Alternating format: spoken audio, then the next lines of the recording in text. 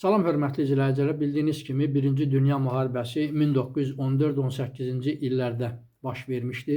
1918-ci ildə o dövrdə Amerika Birləşmiş Ştatlarının prezidenti olan Theodore Roosevelt'in kiçik oğlu Quentin Roosevelt də Amerika Birləşmiş Ştatları tərəfindən bu döyüşdə deməli hərbi təyyarəçi kimi, pilot kimi çıxış eləyirdi. Onun bir çox deməli qələbələri olmuşdu. Fədakarlıqlar, qəhrəmanlıqlar göstərmişdi.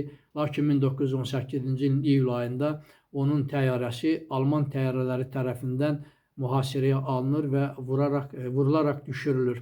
Bu zaman Alman əskərləri bildikdən sonraki deməli həlak olan pilot Amerika Birləşmiş Ştatlarının prezidentinin oğludur. Ona dərin hörmət əlaməti olaraq deməli onun izdihamla dəfnini izlədilər. 1000 nəfərdən çox Alman əskəri onun dəfnini izlədi və belə ki, onun təyyarəsinin məftillərindən xas şəkili düzəldərək əllərində tutmuşdular.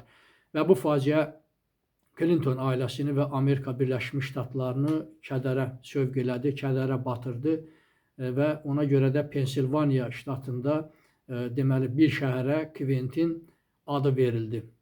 Və bu hadisədən bir az sonra Amerika Birləşmiş Ştatlarının o dövrdəki prezidenti Theodore Roosevelt deməli dünyasını dəyişdi.